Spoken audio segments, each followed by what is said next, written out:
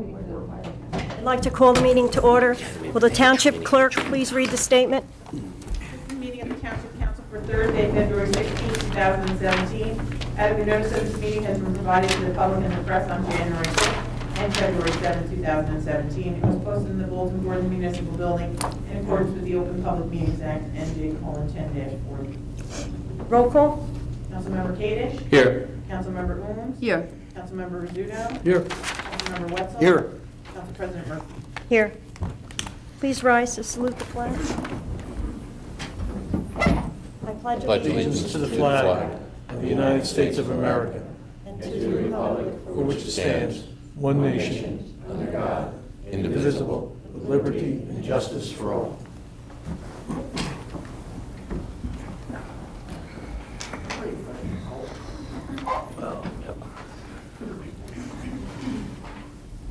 I'd like to just make a switch in the agenda here. Resolution 1760, appointment to the MUA. I'd like to move that to the beginning of the agenda.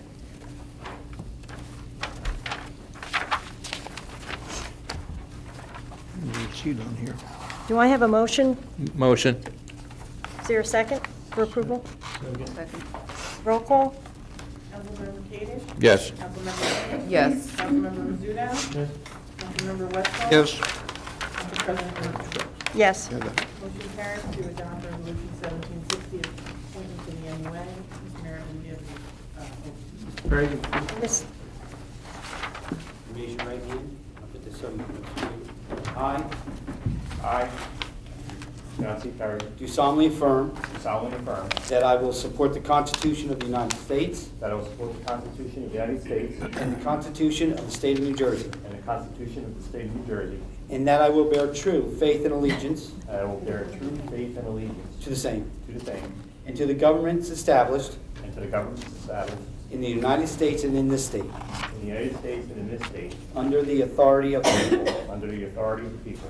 I do further solemnly affirm I do further solemnly affirm that I will be faithfully, that I will faithfully, impartially, impartially, and justly perform all the duties and justly perform all the duties as a member of the Municipal Utility Authority as a member of the Municipal Utility Authority according to the best of my ability, according to the best of my ability, so help me God. so help me God. Congratulations. And- Pleasure.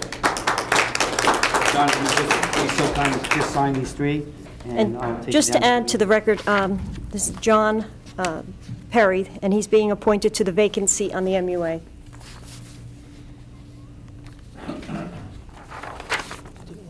I'll fill that one later. We just get your signature and I'll. Here.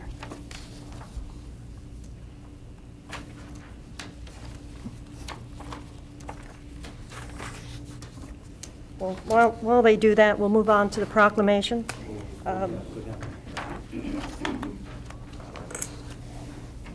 The proclamation this evening is, whereas Black History Month affords special opportunity to become more knowledgeable about Black heritage and to hone the many Black leaders who have contributed to the progress of our nation.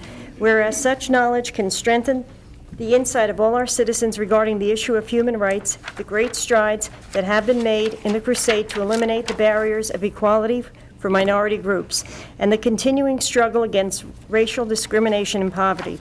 Now therefore be it resolved by the Township Council of the Township of Vernon that February 2017 shall be proclaimed Black History Month in the Township of Vernon, and urge our residents to join together in making this period of rededication to the principles of justice and equality for all. February 2017 as Black History Month. Harry J. Shortway, Mayor.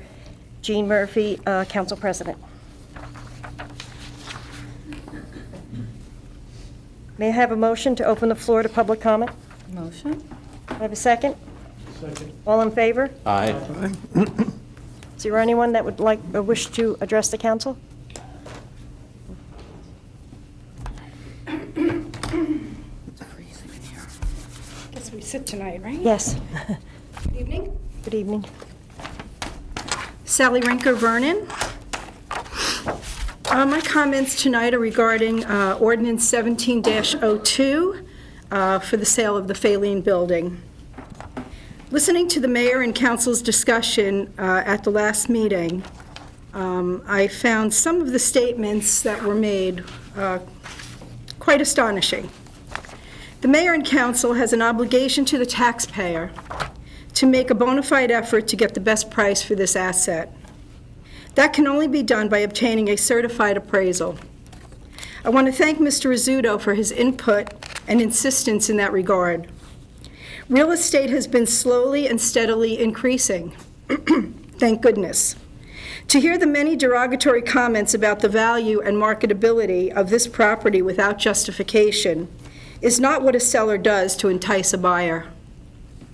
To say an auction held several years ago didn't bring $100,000, so the property must be worth less today is quite frankly ridiculous. Residential property, properly marketed, may take months to sell. Commercial property, according to appraisers, takes even longer. So obviously, it's going to appeal to a more minority of the market. This property has never been sufficiently marketed. For a mayor and some of this council to label this property as blight, undesirable, and of low value is a sure way to avoid any potential sale. One very significant fact that was neglected to be reported at the last meeting is that this property is currently assessed, and I do believe it's $320,000. I would agree that this is high, but anyone who knows anything about development knows if one improves this property, they should assume the assessment would be even higher, causing any potential buyer to run for the hills. I suggest the assessor reassess this property and bring it a little more in line with reality, which may help to not ward off a potential sale.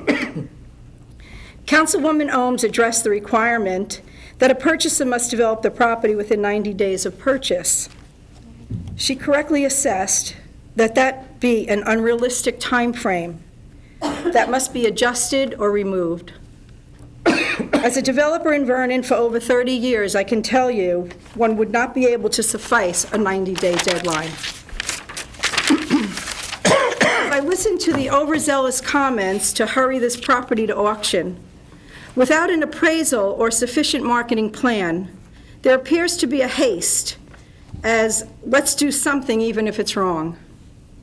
Comments to tear the building down are based in a lack of knowledge about development, codes, and costs. Renovation of an existing building is oftentimes a developer's choice. We should leave that choice for the purchaser. I found it troubling that the mayor and Councilwoman Murphy are making calls to search for a potential buyer of interest prior to establishing a fair market value, while making most of the derogatory comments about the value of the property. It appears to be a conflict, especially for the one who votes. I implore those of you who feel an obligation to the taxpayer to follow a prudent and responsible process for the potential sale of this property. Thank you. Is there anyone else that would like to address the council? Seeing no one else, may I have a motion to... Oh, I didn't see her. I'm Jane Buffalino, and I'm from Glenwood section. I know you're going to be talking about Michelle Downtain tonight, and I just want to let you know from the PAL perspective, working with her for the past year, and it's always easy. She's always available. She goes above and beyond. She's at every single function that she's always been at. She still has the same relationship. So I'm not sure that she's valued as where she should be. And that's just from coming from our point of view. It's a very good collaboration. She's very easy to get along with. She serves the public every way she can. So when you're considering, what you're going to do, I'd ask you to just really think about the value she is giving the town. When we look at people that are going to move into the town, we say that their first, I think anyway, their first thing they want to see is a good school system. The second thing is recreation and what's here for the children. And her job is to keep that part of that still in line. So we're still working very closely together. It's still going, and if if nothing, the rec department, the rec committee is revived. They're doing things, they're very active. So I think you just need to take a good look at that when you're thinking about it. Thank you.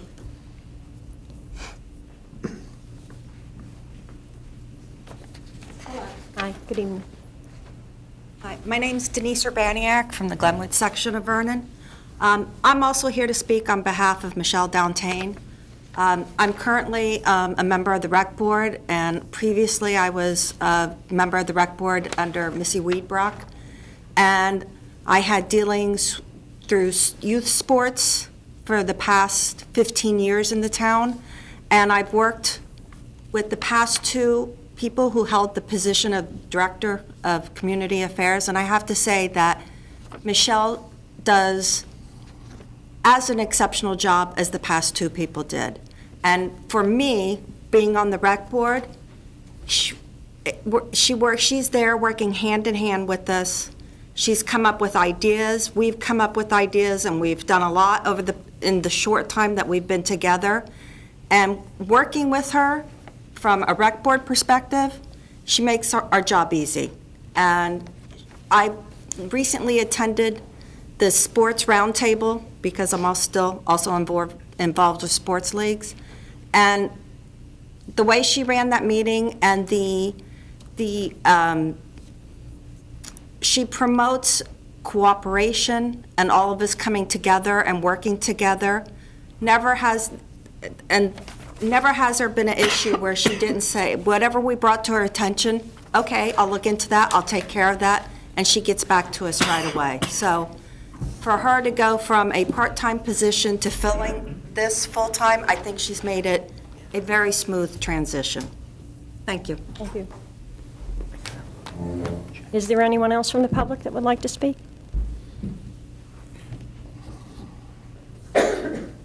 Seeing no one else, may I have a motion Motion. to close? Second. All in favor? Aye. Aye.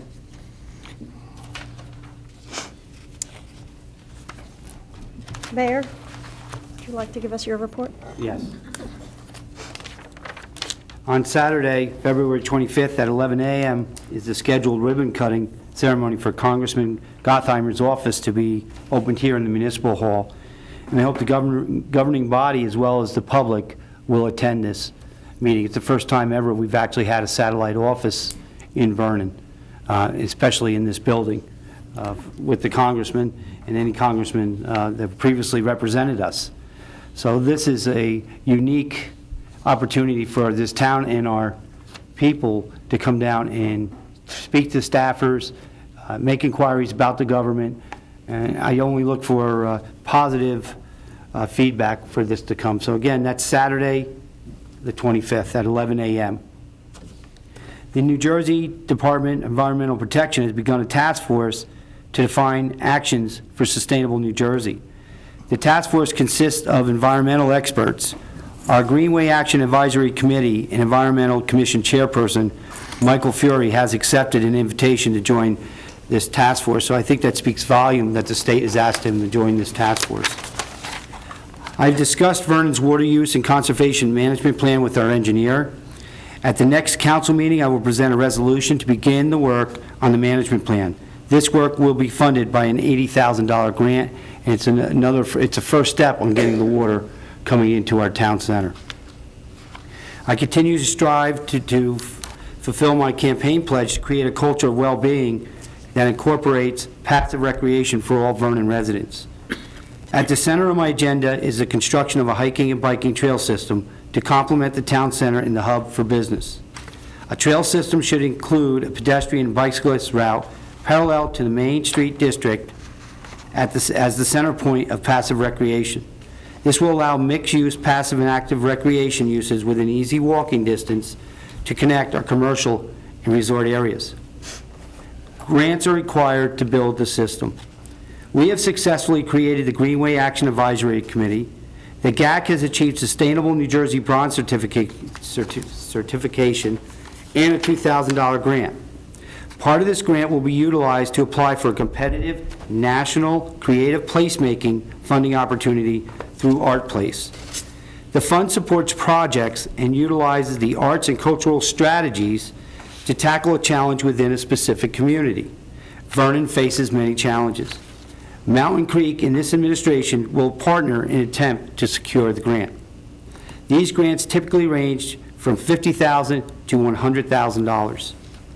Art Place focuses on creative placemaking, which describes projects in which art plays an intentional and integrated role in place-based community planning and development.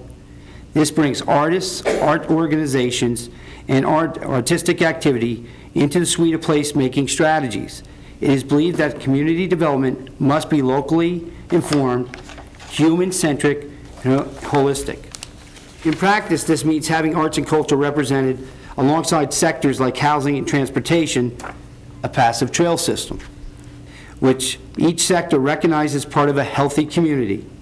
This requires planning and investment from this community to contribute to Vernon's overall future.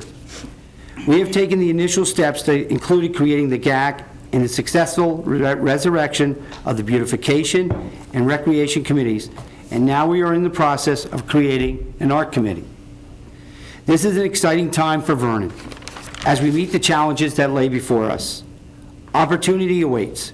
Coordination of efforts are required, and the person who continues to assist in these tasks is Mrs. Downtain. I respectfully request that all members of this council recognize Mrs. Downtain's value to our community and consent to my appointing her to the Department of Recreation and Community Development Director. Thank you. Thank you. Next item on the agenda for discussion is Personnel Resolution 1750. This item was tabled from the last meeting. Does any council member wish to make any comments?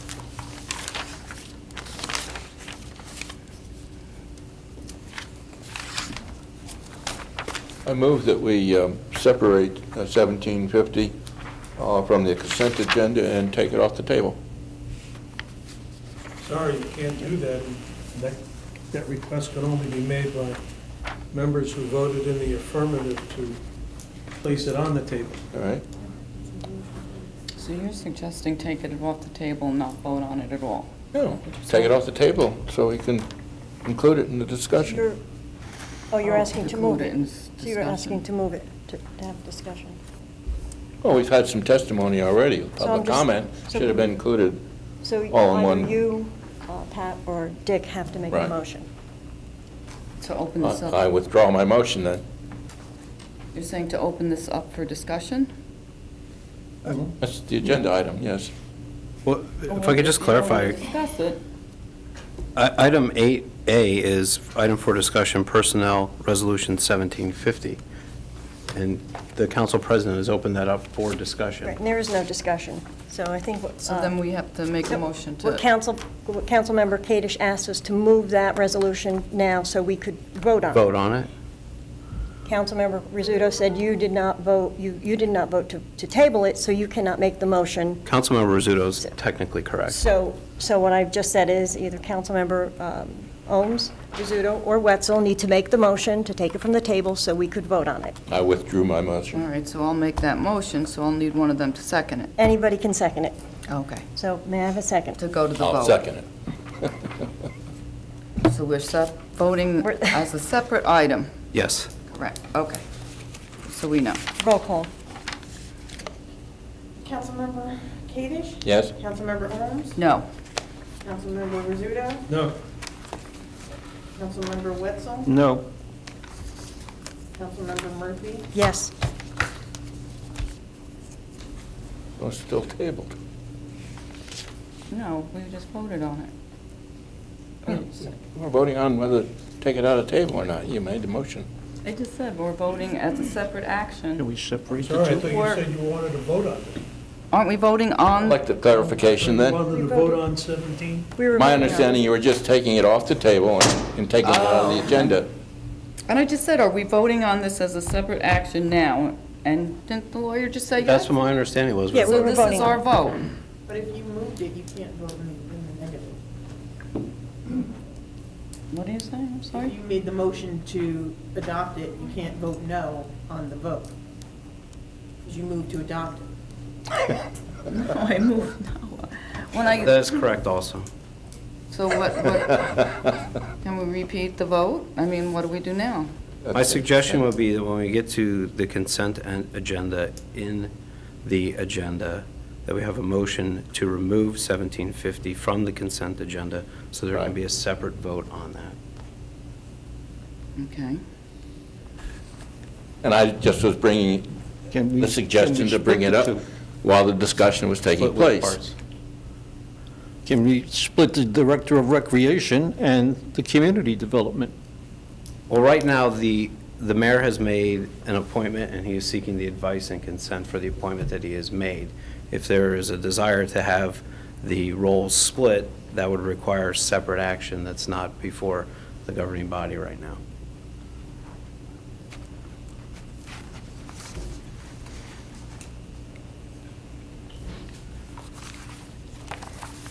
So So, we're going to just move on and not, I mean, at this point, you might... Okay, to the consent agenda then.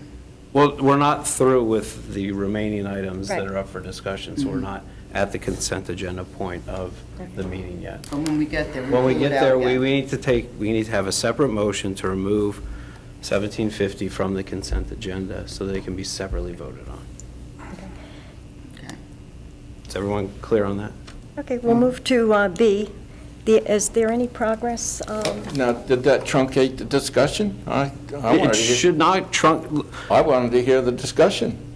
I would as well, and Council President asked for discussion, at which point in time nobody had Nobody had anything to said say. anything. Well,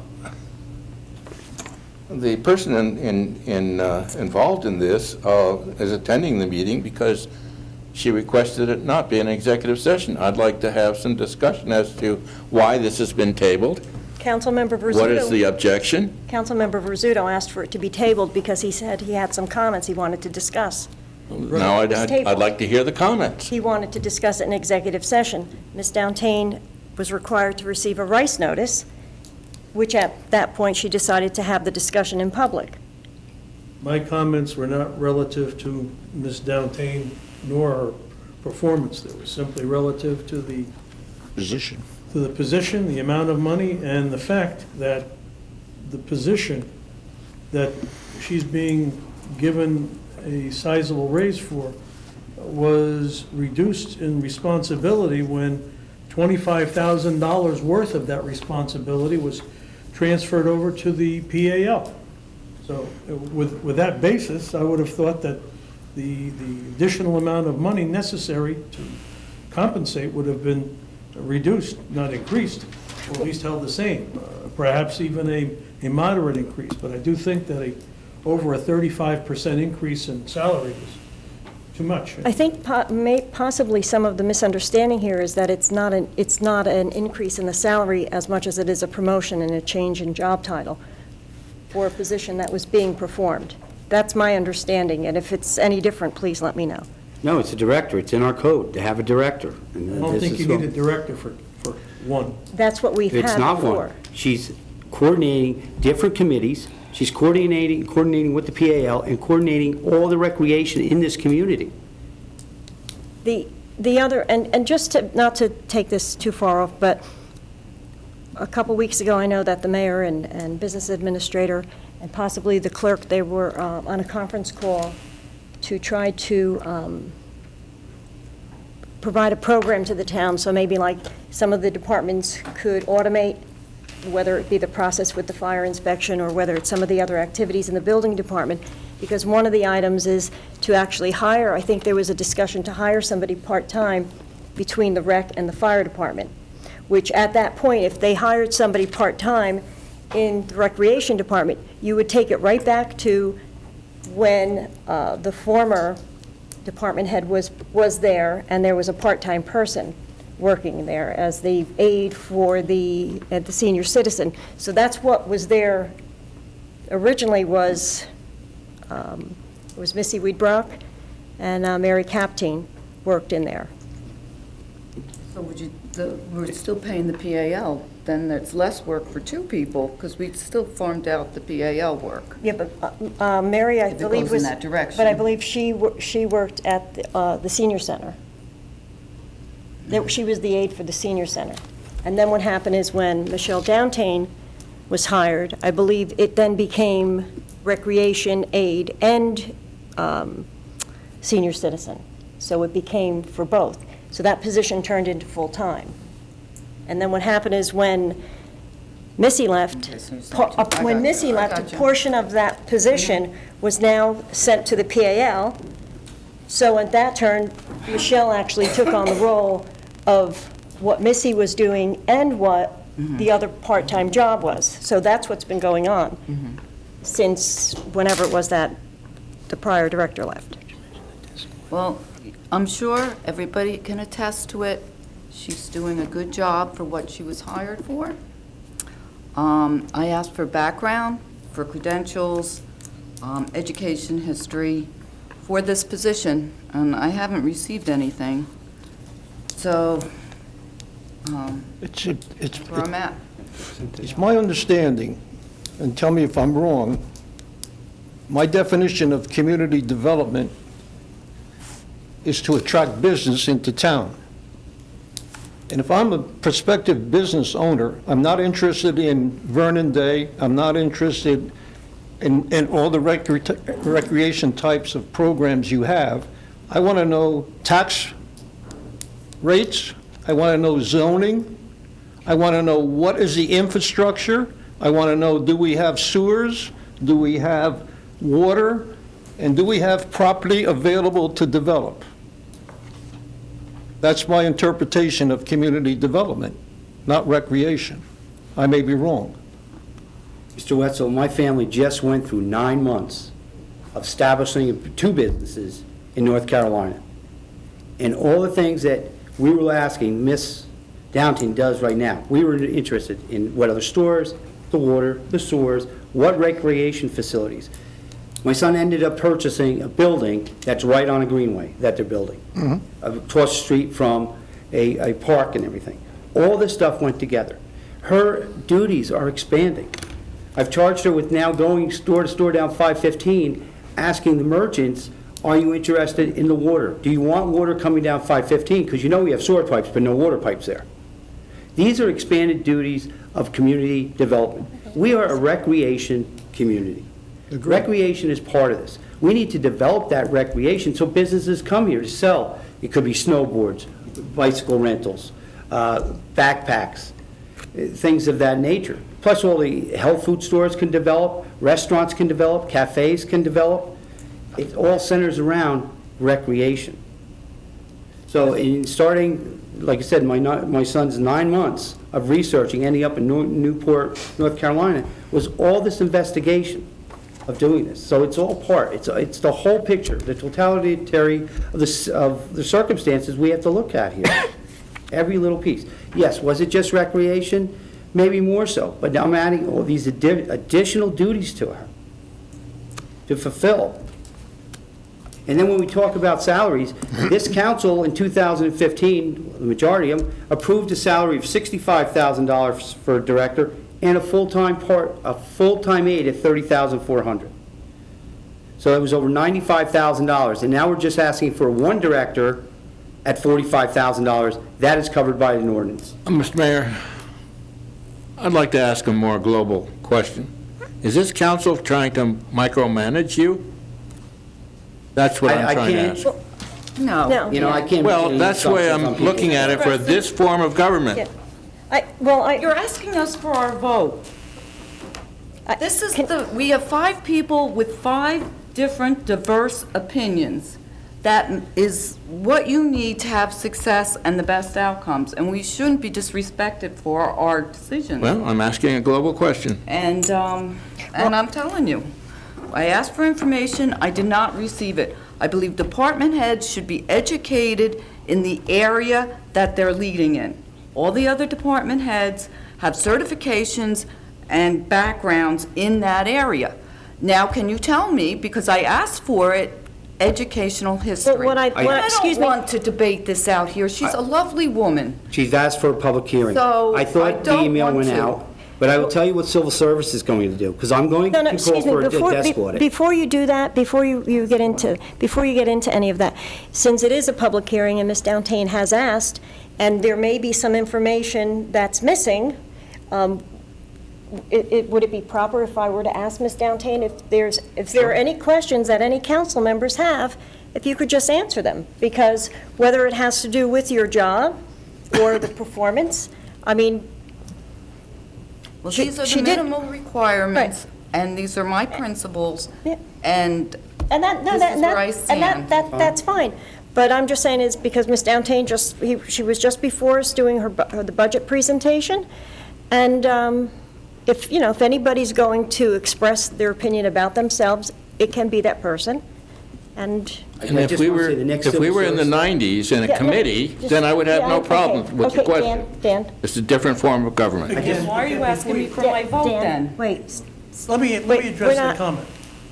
First, my biggest problem is the fact that we paid $25,000 for somebody else to reduce responsibility, and now we're increasing salaries. I don't care if you're adding something else. That's what she's supposed to do, okay? Secondly, for me to micromanage, any of us to micromanage, maybe you guys are getting a lot of, Who's you guys? contact, the rest of the council, getting contact with the mayor. I, for one, don't get any, so I can't very well micromanage You couldn't- if I don't even speak to him. You can go call him, I'm sure. Door is never closed when I'm An there. opportunity But I we think have, we're- I and they're think- asking for it. I think we're getting away from, Micromanaging. I think we're getting away from the whole issue. Anyway, yes, you're But right. anyway, I would like to invite Ms. Downtain to come up and answer any questions that any council members may have regarding her position and what she did before, what she's doing now. And as far as even the programs, maybe Ms. Buffalino could add in later if she, so anyway, does anybody have any questions? I know I have no Councilmember question. Witzel? Councilmember Wetzel? Did- I asked the question, what do you know about zoning? What do you know about tax laws? What do you know about the infrastructure of the town? No more than any other general resident in those areas. I don't know anything specific about those areas. Is that, So part- if I were a businessman coming into town, you would not be the person I should talk to.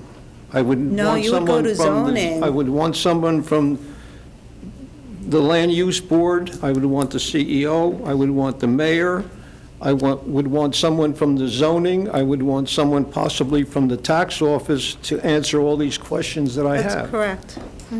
Okay. May I make a statement? Yeah. Again, people spoke very highly of you for your job and what you do. And that's great. Thank you for stepping up for her in her behalf. However, I feel there's a recreation program out there. If you had sparked that interest, I'm sorry no one mentored you and gave you the time to say, these are the steps you should follow for success. If you enjoy this area of expertise, or this area rather, of recreation or economic development, there's many certifications in recreation. So there's a lot of education out there, and I'm just sorry that no one set you up for success. And all these years, so go back and get there's certifications, there are guidelines recommended by the state for supervisors in recreation departments. There's college CPRP. programs, there's even private certifications that you can participate in. So I think maybe had somebody mentored you in the right direction, we wouldn't be here today. And I would say start now. But I believe in education, and I believe our department heads should have a strong background in the area. I just wanted to add, civil service, her next step requires 2 years of college. And they get 1 credit of college, 1 year credit, for every year that she's in this position, which equals the 4 years that she will be eligible under civil service. Because they will dictate her next position after I call for a desk audit. And then we will pay her 1 year back pay because she did the job. Now, And I am going to call for a desk audit. question I, that right now, a because Well- will be paying for that, right? Or does that come out of It's your own free. pocket? We Well, pay for actually, that? the mayor doesn't have to call for it, the employee can call for it. But who pays for the education? Then you're saying she's going to No. go back to school? No, No. no, that's not what he Oh, they're going to just give her For time? every year, they could consider it a full year of college for every year she's in this position, No. I don't know. with recreation. Well, then call experience. for whatever you have. And that's civil But at service. this point, Question I have well, why did you supply me with all this information? I thought it all went out to everybody. I'm sorry it didn't. I thought it I emailed asked to everybody. for it, and then I asked you for more information. You didn't supply me in my first request, and then I asked again. You didn't get any of my emails, obviously. I got one, And I thought the other one went out with her credentials. I'm sorry they didn't. but at any rate. The, to Mr. Is there Wetzel's, a question, though, that you wanted to ask me? well, I wanted to add something to Mr. Wetzel's. If someone were to come into the building to ask, and I'm asking the mayor this, if they were coming into town and wanted to know, as far as starting a business, and who would they go to? Where are they directed? Depends where they start. A lot of them start in zoning. Okay. Zoning building. Depends what kind of business. A lot of these craft brewers that want to come in, they'll start down here, they'll check with zoning, they'll check with building. They come into my office, see what my vision is. If it's a recreation type, then I send them down to Michelle, and she has a discussion with them, depending on what their questions. I can't answer all the zoning questions either. I direct them to who is the expert in that field. And if you're going to open a business, you're going to look at every different phase of that business, what you're entering. So I direct them throughout the whole building. Now, I'm just, That's all just I'm wanted saying. to know, because that's why I said I just wanted to, Well, so when a businessman comes in and he comes to you, you're going to lead him or her to these different departments. Yes, sir. And- But now we're and not moved away from involved. We're not involved in recreation. recreation But it unless might it's come over somebody here. wants to open up a ski shop or something of that nature. Or you have businesses, what your vision is. Like with Mountain Creek, Michelle will be more involved with this arts grant, because we want to, it's not to create art, this grant. It's to bring art in to help solve problems. Councilmember Rizzuto, do you have any? Do you have any? No, I don't have any questions. Right now, anyway. Okay. Can I say something? Is that allowable? I know, can I say, just make a comment about the recreation part? Actually, We Jeannie have to Buff- open it up to the let me public just- again. Actually, I'm just going to ask the attorney, Jeannie Buffalino, is at the PAL. So I mean, if you want. I'm just letting you know that the portion that's in discussion went actually to the PAL, and that's where Jeannie Buffalino is. Understood. So- I agree with Councilmember Holmes that probably the best thing is just... Before, can I just, I feel like your question as to my education has not been answered, Oh, okay. correct? Right, okay, if you could describe your, I have 3 years' Okay. experience here in this department, 1 year of taking on the role of director, and I have an associate's degree in psychology option, which is one of the criteria for the certification that you speak of, which I graduated with high honors just 2 years ago. That's my education, to answer your question. thank you. Thank you. Welcome. And what I'd like to do is open up the discussion to the public. Can I have a motion? Motion to open to the public. I'll second it. All in favor? Aye. Aye. Any opposed? Yes, this is a personnel issue. That's a good She's point. chosen to make the issue public. I don't believe the public should be commenting on a personnel issue. Well, I have absolutely no problem with Ms. Downtain and her qualifications. I've stated my position. I think doing so places her in a great risk. Okay, well, Ms. Buffalino asked if she could make a comment, because she is the employee at the PAL where some of these programs went to. So if you'd like to step up. Thank you, Michelle. Well, I think I just want to clarify that. I think the confusion part is, the PAL did take over the recreation part, which is those 5 items that were given to the PAL. But Michelle still has to deal with every sport organization in town. She has to run the fields. She has to maintain the fields. So there's that part of the recreation that the PAL did not take over, which was part of the rec department's job to, before, and now we're adding other things and I'm not aware of everything she does all day. I'm not up here, but I just want you to be clear that we're not just talking about recreation as far as everything that used to come from that department. Those duties have split, but she's still continuing to do a big portion of that. So I just think that you need to understand that when we talk about recreation, it's just not those 5 things, it's everything. It's all of the sports organizations, all of the roundtables, all of the field uses. She gets the phone calls at 10 o'clock on a Friday night, the lights aren't off. These are above and beyond what a normal position would be from somebody that works in an office from 8:15 in the morning till 3:15 in the afternoon. Thank you. Is there anyone else from the public that have any comments?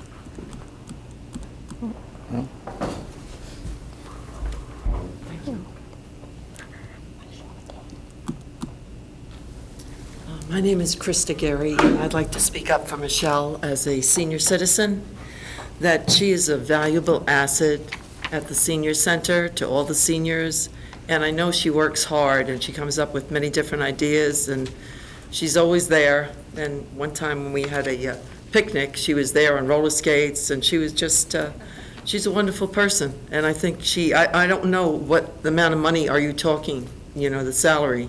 What is the salary that you plan to give her? The salary... $45,000. It's Part of the $45,000. ordinance. I mean, that would be her salary? That would be her salary. I don't think that's too much. I think that's, she definitely deserves that and is worth that. So that's why I'm up here, to speak in her behalf. Thank you very much. Thank you. Is there anyone else from the public?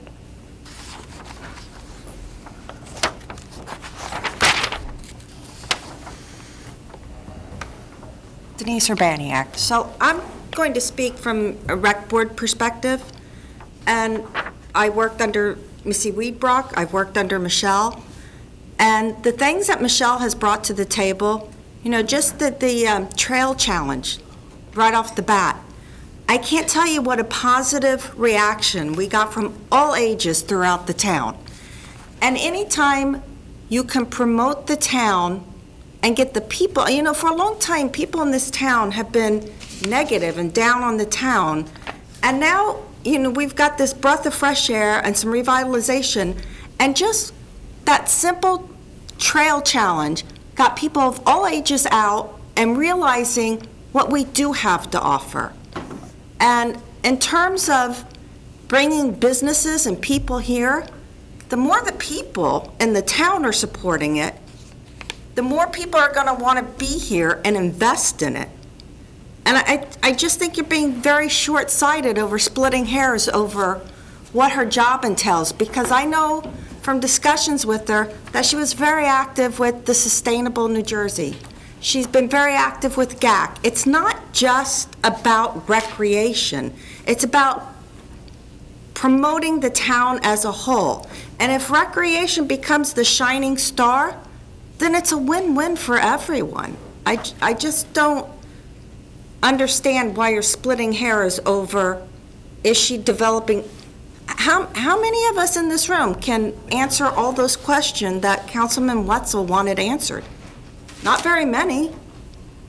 But certainly she's the kind of employee that if somebody comes to her with those questions, she's going to say, you know what? I'm not sure, but I'll get you the answer and I'll point you in the right direction. And that's a huge win for the town. Thank you.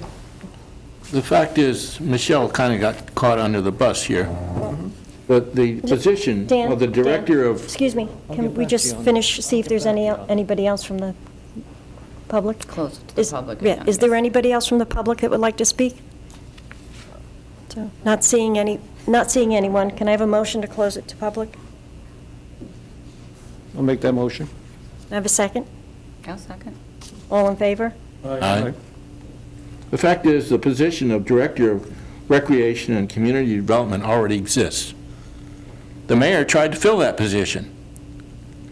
If you had a problem with the title, Director of Recreation and Community Development, you should have brought that up with the mayor. And I just think this entire operation was out of place.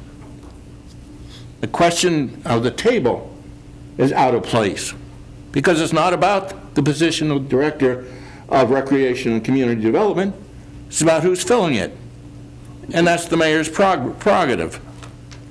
So if you question that position, you should have questioned that position as a budget item and as a position, Well, in the budget. and then resolved or passed an ordinance to delete it.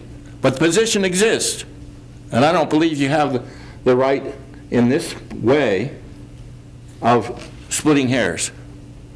I really think it's wrongly directed. And I think the mayor should prevail. Okay.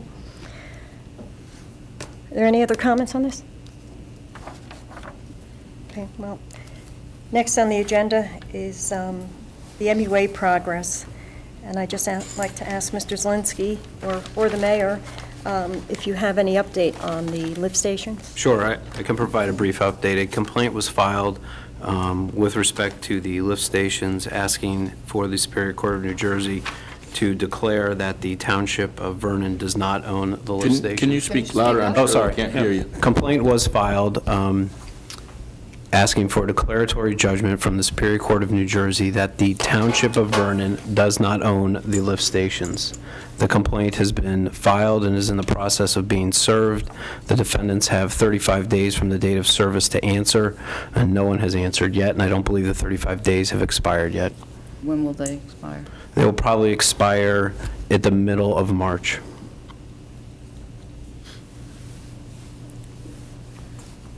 So they have the middle to March to respond to the complaint. Correct. I anticipate that each of the defendants will file an answer contesting ownership of the lift station. Any council members have any questions?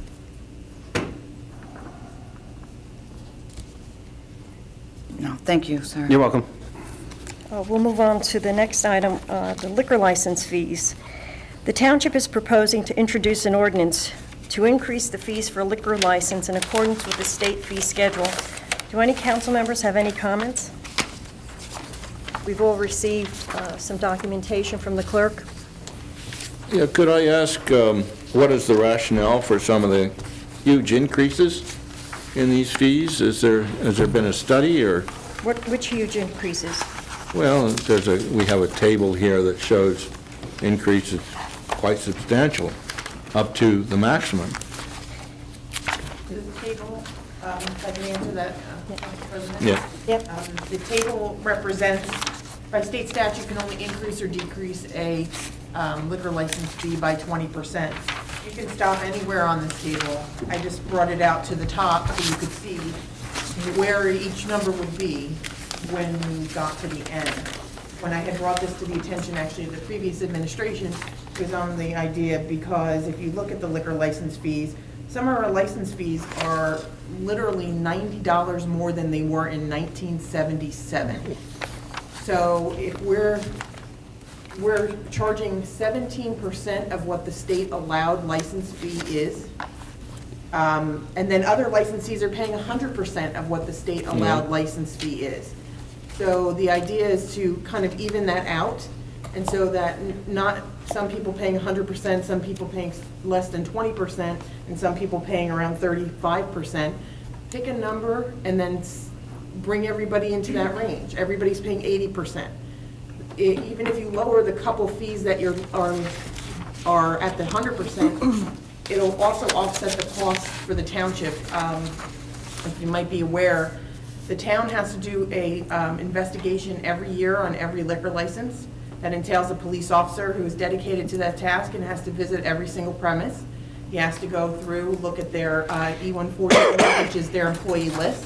I know Councilmember Wetzel is very familiar with that, having had a liquor establishment.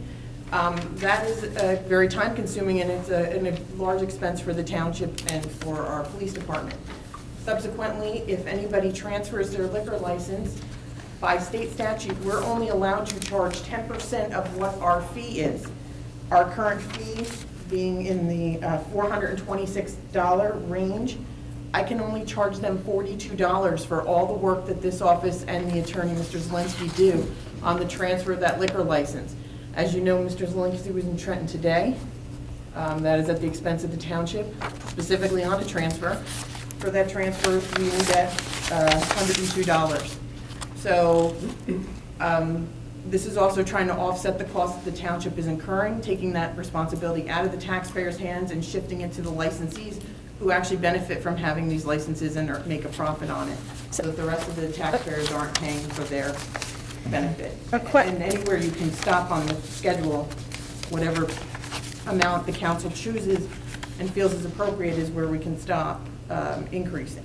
A question I have, if you, let's just say, a restaurant that also has a store, and I'll just say the George Inn, there's a restaurant and a store, they pay one fee or do they pay two fees? The George Inn has a broad C, or a broad package privilege. Licenses used to be letters A, B, C, D. So a restaurant used to be a C, it's now called a 33 license.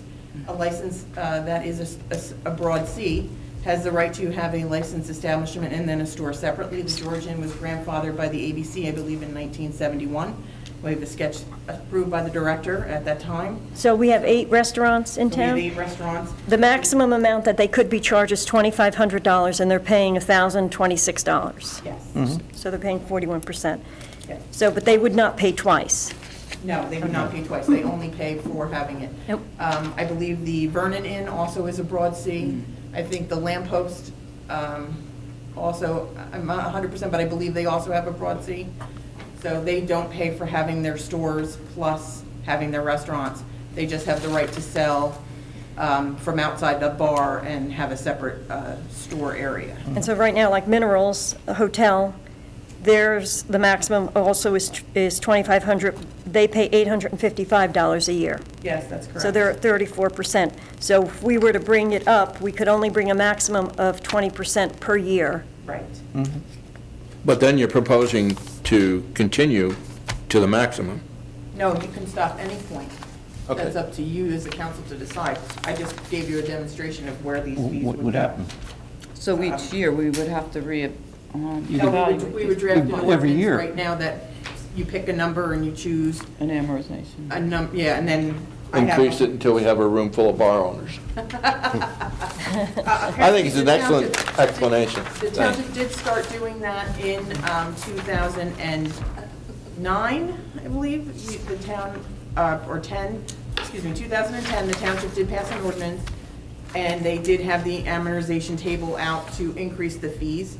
And then in 2012, the ordinance was frozen and they stopped increasing the fees. And I think that's also partially why you got such a huge disparagement in the percentages, because that increase is only 20%. So when you stop some of these lower licenses back in 2012, when you stopped increasing their fee and you just froze them, it really kind of had a ripple effect in that they really wound up being very low in comparison to the other licensees who wound up being at their 100% already.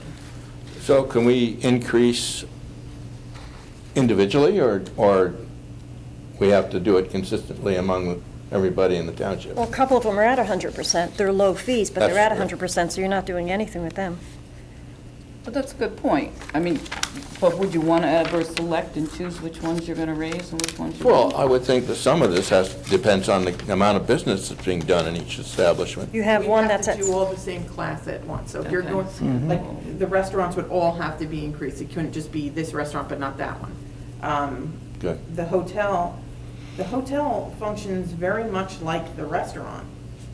I mean, it's essentially the same. It's a dining room type scenario. But the hotel So, pays but the hotel's 34%. significantly less, which I'm not sure And the stores why. pay 17%. Yeah, but the hotel doesn't have packaged goods. No, but they have a golf cart, apparently, that they sell out from. So, well, I guess that the council has to decide if we'd like to pass an ordinance. But this would be just step one. The increases would be only On the the first level for this year. Yes, it would start step one, and it's only 20%. So if you chose to go to the maximum, it will take the township 12 years before you will actually achieve that. So just so that's clear. So even if you pass this today, don't think people's liquor licenses are going to be going up a lot. I actually think that it's like around between, I think, $3 to $30 extra a month that they would actually be paying. Yeah, at the top. When you go to the very top, the very, very top, that, because it'll go up $300 at that top year. For the year. Yeah, so, Yeah, $30. so that would be about $30, so less But do they than- pay their fees monthly or not? They pay them once a year. One year, one that's fee. about- And you don't have to do the full 20 if you chose not to. You could raise it by 15%. Yes, you can pick whatever Whichever percent you want and how much you want. Well, but we have the resolution on the docket tonight. No, you don't. No? This is only an item for discussion for Okay. you. There's a draft ordinance. Yes, so maybe do a draft with the amortization, but we need to decide on the percentage. And how much you want to, where you want to stop. There is Yeah, a or- draft behind it of an ordinance to stop, it's highlighted up to 80%. So, and when I discussed this with the previous administration Tape. and who had wanted to go forward with this, and then I discussed it with can't this hear? administration, we discussed stopping at 80%. So you would lower the two that are at 100, and then you'd raise the other ones slowly over time to 80%, approximately. Okay, do any council members have any questions on this? Any discussion? Maybe we could think about it before we proceed. Oh, yes, but With the what I'm next- just saying Yeah. is if we were Before we going do to a draft. proceed, do you have any questions for a draft or any recommendations? I'd like to think about it for at least a week or two before we do the You got to think draft. about it, Yeah, that's no, for no, that's sure. fine. Well, actually, three of you have already voted on this in 2012, so it's something that had already come up with you, Yes. so. I'd just like to point out that the draft prepared by the clerk has a pretty effective amortization schedule or escalator schedule in it showing how long it will take for each class to reach the statutory maximum.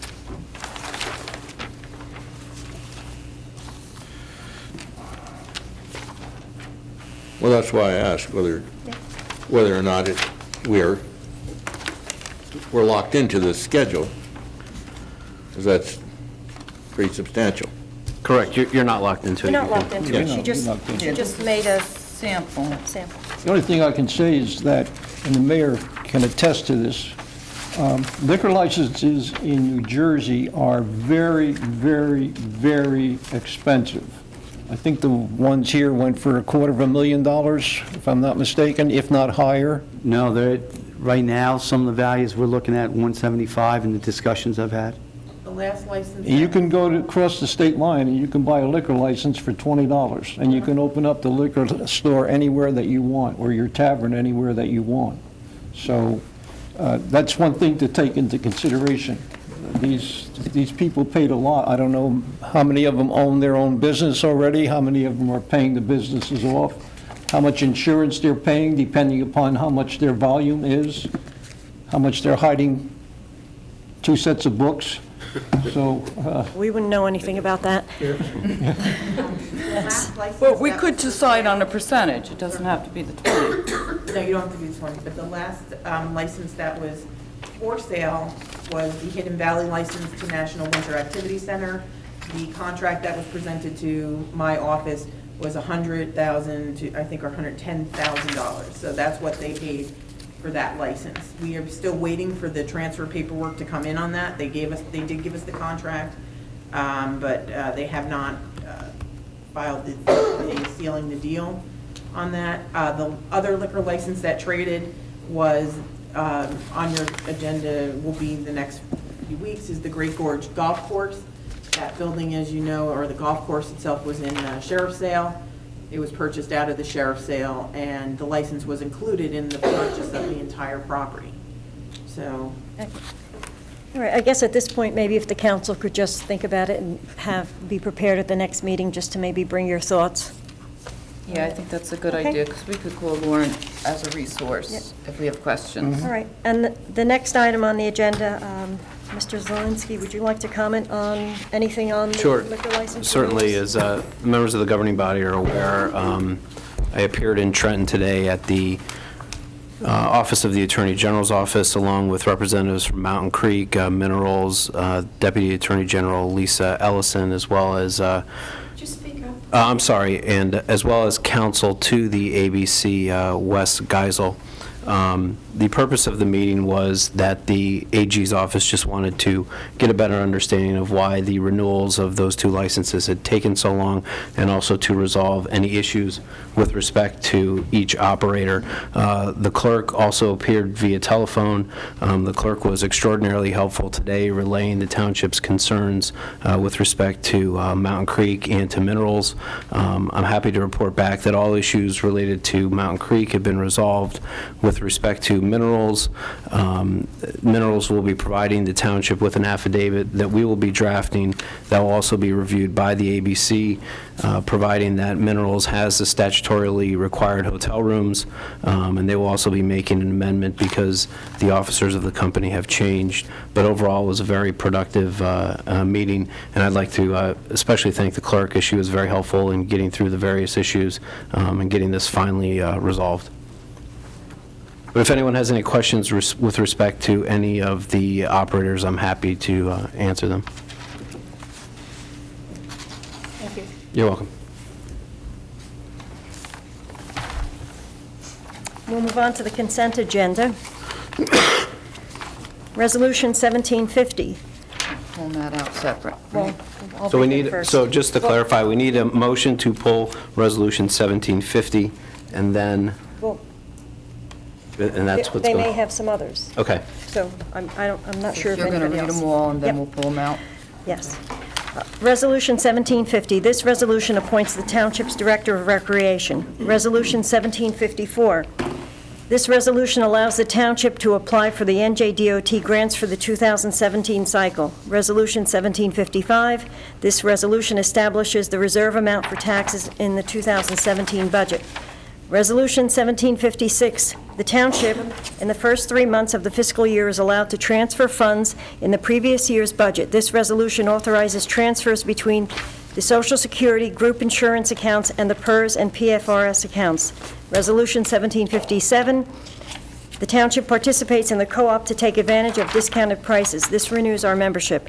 Resolution 1758, the Township is applying for a grant to curb people from texting while driving. Resolution 1759, the Township has gone through an intricate bidding process for the completion of the revaluation. This resolution awards the contract for that project. Resolution 1761, the Township has been working with the ABC to renew liquor licenses. This authorizes the renewal for Stonehill. Resolution 1762, the Township has been working with the ABC for the transfer of liquor licenses. This transfers the liquor license for Appalachian Liquors Corp. Okay, Resolution 61 is tabled. We We have have, to make that motion. we'll pull that. And we're going to pull 1750. I'd like 1757 pulled.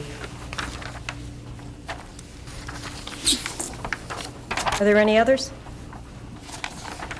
May I have a motion to separate Resolution 1750, 1757, and 1761? Motion? Can I have a second?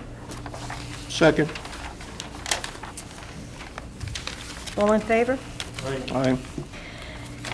May I have a motion to adopt Resolution 1754, 1755, 1756, 1758, 1759, and 1762? Motion. Can I have a second? Second.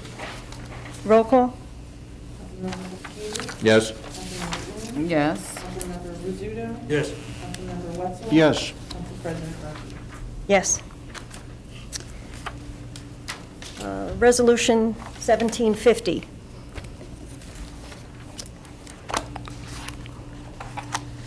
Do I have a motion to adopt Resolution 1750? Motion. Do I have a second? I'll second. Is there any discussion? I think we said enough. Roll call? Councilmember Keating? Yes. Councilmember Ooms? No. Councilmember Rizzuto? No. Councilmember Wetzel? No. Council President Murphy? Yes.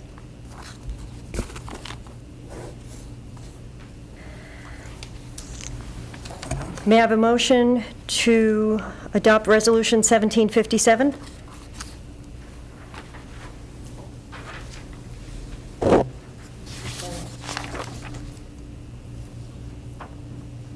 Is there a motion to adopt 1757?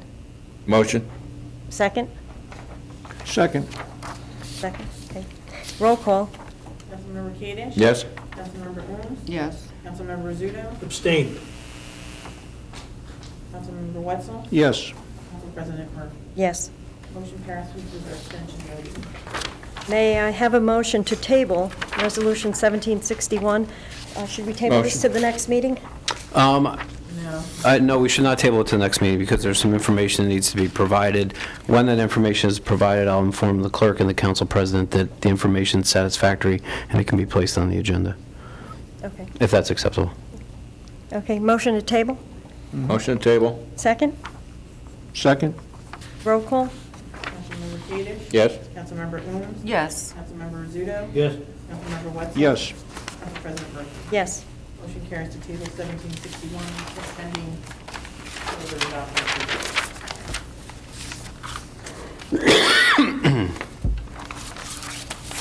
We have introduction, the first reading of proposed ordinances, Ordinance 1702. This ordinance authorizes the auction of the property commonly referred to as the Faline Building with an opening bid of $90,000. The auction will be held on March 13th. This ordinance was tabled from the last meeting until now. Do any of the members have any discussions, have any discussion on this, or with the terms or the date for the auction? I'd like to open it up to discussion. Yeah, well, what's your discussion? That's the question. Well, we just spoke, I think we left it off at our last meeting, that we were going to investigate, listen to the tape, and address Mr. Rizzuto's. What did we leave off? We were going to find out how much an appraisal would be. We weren't going to find out anything. I believe the mayor was going Yeah. to. All right, so we... $2,000 to $3,000. How much? $2,000 to $3,000. All right. And then I made the suggestion of relaxing the date, the permit, to maybe a longer term, because I think 90 days might be unrealistic. And I'd like to ask the What do you lawyer... propose? Pardon me? What do you propose for 90 days?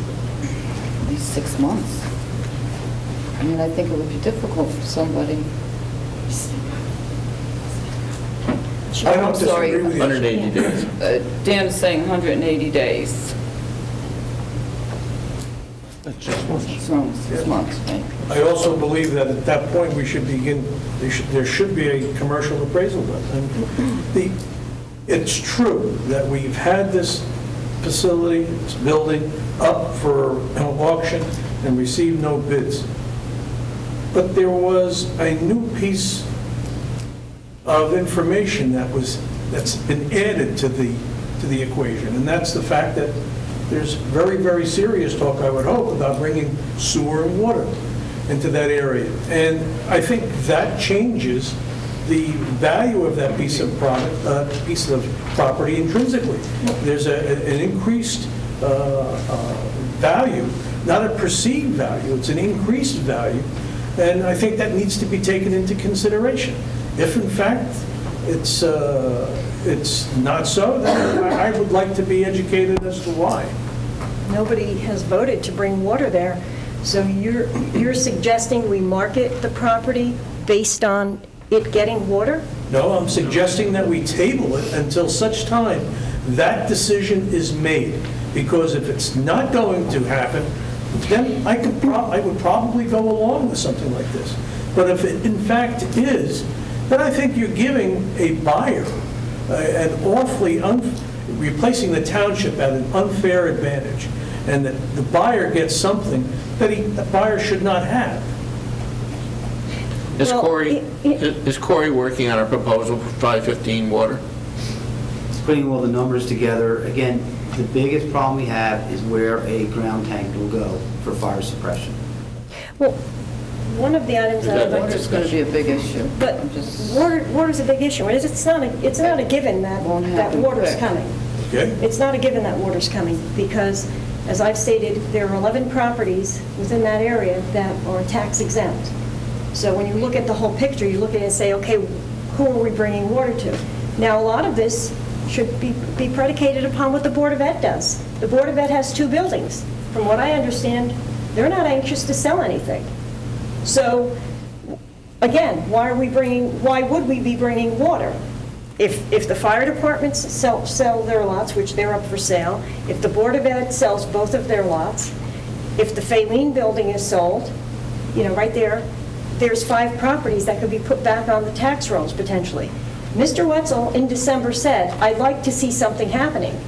I'd like to see us move ahead with something. So do we. Well, I shouldn't say I, so do we. But the whole point is of bringing the water, we're not anywhere near to bringing water. So why are we in a rush to move on this particular building? It has stood there, it's not, I don't see. It's awful. It's not It's that awful. Then ask the public, get out and ask the public. The building itself is awful. To me. Whether we keep it or not, the building itself is awful to look at. So I suggested in 2014, before moving the Historical Society into the Route 94 schoolhouse, that we move it into the Faline building. The mayor at that point said it was a dangerous entrance there. You had nothing to say then. You had absolutely nothing. You just agreed with him. So, and now all of a sudden, it's one of the most important and most valuable pieces of property. It's not that, that's not the case, Mr. Murphy. The case is that a new factor has entered into the equation. Well, yes, and of course, it would be great to remove the divider if we bring But water. I think you're working on that, right? We've talked to the county, it's up to the county, it's their divider, it's their road. The county does not want to remove it because of It's a potential. safety issue. Did he say, oh, so they are adamant they will never remove that Well, divider? we're just going to have to keep But speaking.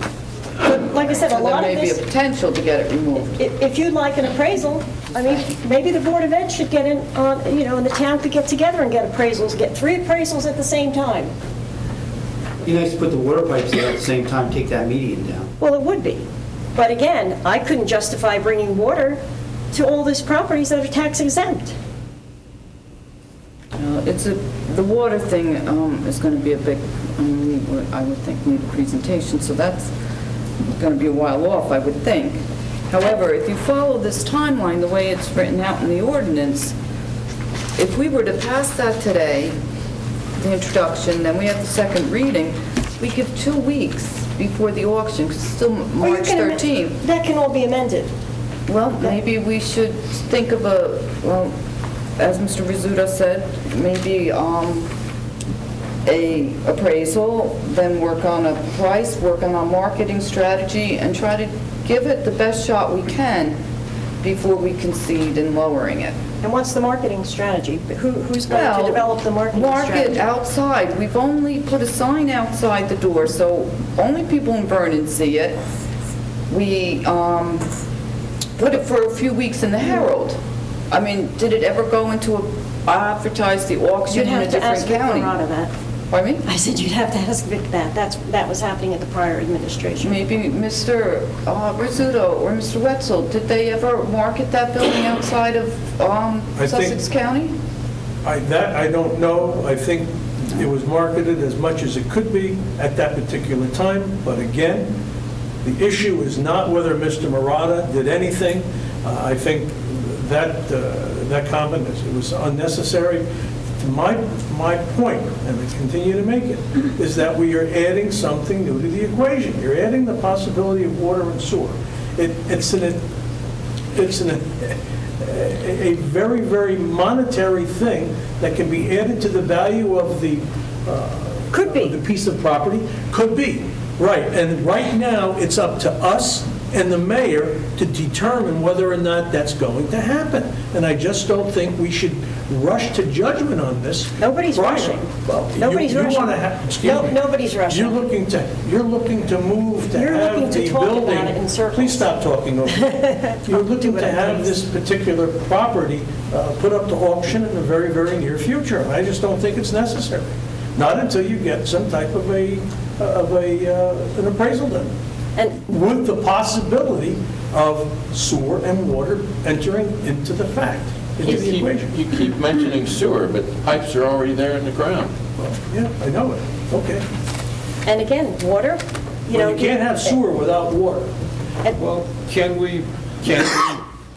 we're going to go into a research on taxes, right? We have a company coming in to reappraise. They will reappraise the building. But we don't know when that's happening. But what I'm suggesting is maybe if the Board of... Well, we have our taxes. No, I realize that, but if the reval's not happening for a while, so we wouldn't want to put that off for the reval company, because that's still Well, not I a don't certified know. I appraisal. don't know how close we are to reevaluation. But I'm just saying is maybe if, I'm not sure what happened at the Board of Ed tonight, but if the Board of Ed vacate that building, I would personally think as a taxpayer that they should be putting that building up for sale. They should be getting the appraisals just like we are. If we are in this together, we're in this town center together, they're right there between the town and the Board of Ed, which is owned by the taxpayers, are 3 buildings. Have the appraisal done on all of them. I'm not sure if the Board of Ed's willing to do that, but it's certainly something that should be done, because you know what? If we were to have those 3 buildings and be able to sell them, well, you know what? Maybe now I'm willing to listen about putting water in. But without that, I mean, nothing's going to come there. We're never going to put anything there. I don't know. I'll see, I'll talk to Mark tomorrow, or either one, both of them. Smart. Well, Or Brad, rather. I would think that maybe the mayor, maybe the mayor could call and speak to the superintendent and find out whether or not, I'll do that. depending on, like Yeah, you but said. that's not going to be, I mean, it's just finding out if they're going to sell the building. I mean, it's still going to be a long process. Right, but if you're It's not talking gonna about an happen appraisal, quickly. well, if they're going to sell the building, they were planning on being out of that building by September. This reconfiguration, whatever they're voting on tonight, they were trying to vote on it tonight, because if it was going to happen, it was to implement it for September. So it's not that far away. And there's nothing stopping an appraisal from happening in all 3 buildings at the same time now. They don't have to be out of it to have the appraisal done. But like I said, in my opinion, I mean, I think they all go hand in hand. It will be. But We have no authority over what the Board of Education can do. We can only suggest. However, I can suggest, and I would dearly recommend, that before any action is taken on this building, with the possibility of the pending change, that some type of an appraisal be done. well, if nothing happens with the Board of Ed buildings, it really doesn't matter about the Faline, because there's no point in putting water in. The Board of Ed building doesn't even have water of its own. Yeah, but we Doesn't can even still have a try well. to sell the failing building. What, with the Right. presumption, Councilmember Rizzuto wants to sell it with the presumption it's going to have water. No, people can, it's got water now, it's got a well, I think, It right? does. Right, it's got a well? Well, it's got But water. you can't, you want to It's market got- something with then the hook up assumption you're going to have sewer. water. You want to put in water with the assumption somebody's going to pay you enough money for the building. No, I think we should try to get the most we can and just do our due diligence. So if we do have to drop the price down, we can say we did We already wait have from the 400,000 they've been trying to get. I know, but make every effort to try to get it.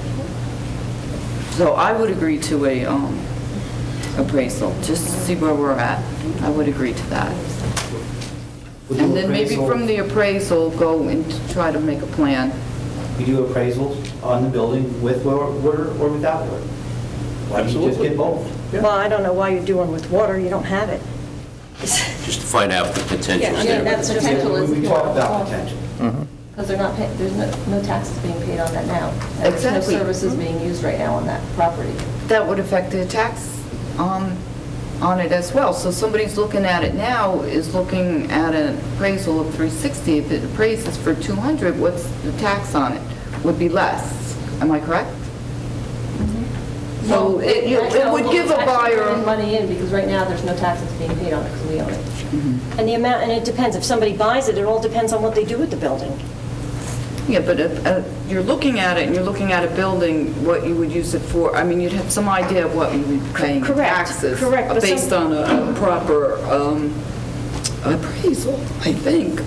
But if somebody were buying the building with that, and they look at the tax assessment, they may not necessarily take that into consideration, depending on what their plan is. Their taxes could go up. Right, you're So- right, but it gives them a base and a realistic number to look at, I think, in my limited knowledge of how taxes and assessments. Station company, they're not going to pay any taxes either, so. I would ask that the motion be continued to be tabled pending receipt of the...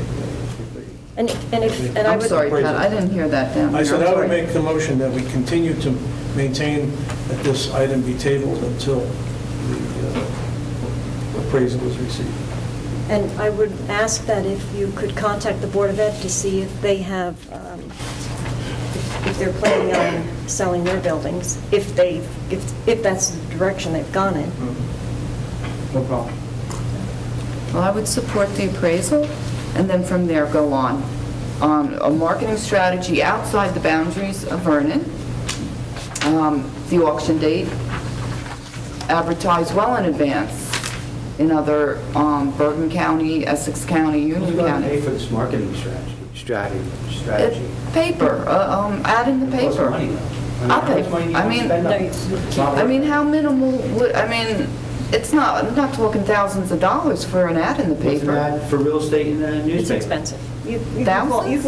call up, depending would on it where be- you're putting, just call up the newspapers, they'll give All you the right. rates. They'll give you But the wouldn't it rates. be worth it if we possibly put out a little bit of money to try to gain more money? Would you like to be in charge of that? Yeah, I'll investigate it. No, I think you call in a commercial real estate agent. That's how they make their money. I don't It's know. called commission. I don't know if we could do that, though, can we? Sure. They actually, This is Can you? this is under the mayor's aegis. this was proposed back in 2011, and since then, Okay. And I keep telling you, the situation has changed. Can we let it go to a commercial realtor? I thought it had to be. I believe the property has to be publicly auctioned. I don't believe that a commercial realtor can sell it as if it's a private sale. So that's not a possibility. Okay, so. Now, there may be a different way that a commercial broker could be retained to run a public auction, and you could examine what those costs are and obtain proposals if that's something that the governing body would like to pursue. Okay, so there may be another way around it. There are certainly entities that, there are entities that offer properties for auction and are familiar with how to market them to try to obtain the highest value. Okay, and still be compliant. Yes. All right, so maybe that's something, and maybe you could give us some information on that. Sure. Great, thank you. Happy to do so. So maybe that will be to give it our last earnest try before, it doesn't go at, no, whatever. Last earnest try. Before we give it away. Yeah, there you go. yeah, right. But we also had another question at the last meeting. If it did go out to bid and it didn't, on the second bid, get a buyer, then what happens then? So the way this would work is if it went to auction and you did not get a bid, you would have to presumably lower the price again. Because the only way that you could, after it were, if you had a bid, but ultimately the buyer didn't satisfy the terms of the contract, you could then sell it privately, but that purchaser would have to pay the lowest bid previously offered. So if you don't get any bids, essentially what happens is you keep going to auction at a lower and lower and lower number until you sell the property. So we have to pay them to take it. I don't know, hopefully we don't get to that stage. But another question, what was my other question about the property? I had another question, I'm sorry. Sorry. Oh, how, is there a way to renege, if we put stipulations, are they bound to those stipulations? Yes, They're bound to it. yes.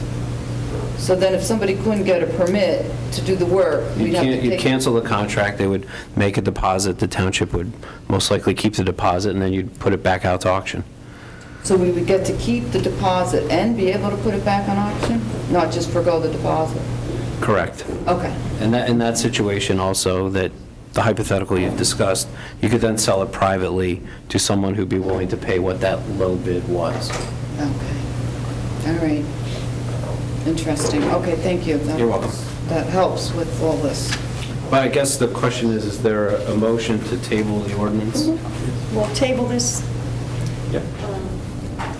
I'll make a motion. to- Table. Well, let's see where We we need want to to take a table it break. to. Well, can we? Okay. Okay. We can table this, probably want to go beyond the 27th. we could table it to March 13th? Or we could vote no. No, I think, We could just turn down this ordinance, couldn't we? You could choose not to introduce the ordinance, and that would Okay, that would that's fine. effectively end it. That's fine. and would we need to get a, Not to rush to judgment, I make a motion that we, how do I phrase it? You don't have to introduce it. not to, Yeah. don't introduce it? You don't have to take any action after discussion's closed. Drop the voice real fast. Ordinance 1703. The township discovered that several properties were erroneously included as being in the public zone on the township zoning map. The map corrects the zoning map. May I have a motion to introduce ordinance 1703 with a public hearing held on March 27th? Motion. Have a second? Second. Roll call? Kadesh? Discussion first. Has each one of these property owners been notified, or they will be later? Oh, well, that's probably something in the zoning, Kim Decker. But I know that there were phone calls. I think what happened is somebody came in and wanted to do, Get a permit or something. they wanted to get a permit to add a structure, and they were told that they couldn't because they owned, their home or whatever was on public property. That's how this came about. So So we're just making a correction. we're making a correction, so it wasn't that it was, the map was incorrect. Okay. It appears that the coloring, if I may, on the map, when the map was adopted, incorrectly colored these sections as public land, even though they were residential, and I think one's a commercial. So similar to last year, we found some other area errors on the zoning map where properties were colored two different colors, even though it was the same property. These were additional errors. I think when they digitized and went to these digital map, they made some mistakes. Well, there's still other mistakes, I noticed. Yes, any mistakes that you find, please bring them to Kim's attention. She will Okay. definitely bring them to the land use board for their correction. Yes. Do I have a second? Second. But we had a roll call. I have a motion and a second. Councilmember Kadesh, yes. Okay. Councilmember Ooms? Yes. Councilmember Rizzuto? Yes. Councilmember Wetzel? Yes. Council President Murphy? Yes. Motion carries to introduce ordinance 1703 for the public hearing on March 27th. Ordinance 1701, public hearing. The state has set a cap or a limit in the amount of spending the municipality may make on items in order to keep municipal taxes low. The cap bank or reserve allows that if a municipality does not spend all of its limit in a given year as allowed by law, it may bank or reserve that amount for future years, and that's up to 2 years. May I have a motion to open for public hearing for ordinance 1701? Motion. All in favor? Aye. Any opposed? Is there anybody from the public that would like to address this ordinance? Seeing no members of the public wishing to come forward, may I have a motion to close the public hearing? Motion. Second. All in favor? Aye. May I have a motion to adopt ordinance 1701? Motion. Second. Roll call? Councilmember Kadesh? Yes. Councilmember Ooms? Yes. Councilmember Rizzuto? Yes. Councilmember Wetzel? Yes. Council President Murphy? Yes. Council comments. Mr. Wetzel? No comments. Mr. Rizzuto? Yes, couple. One, I'd like to, did it earlier at the budget meeting, which I think went very, very well. Compliment our police department for the excellent job they did in bringing down, quote, that drug kingpin. I don't think people realize what a good job that was. It was the result of a lot of investigation, a lot of investigatory work on the part of our police, and people wonder, what are we doing to stem the tide of drugs in the community? And I think this is an example of what happens.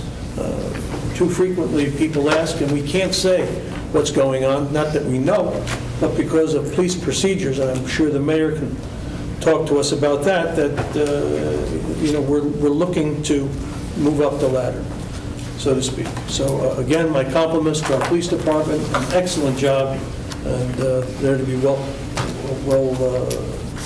praised. Secondly, Council President called earlier in the week about the possibility of a work session regarding the presentation on Remington and Varick for the study that was that they were going to present, and thought was to do it prior to a meeting.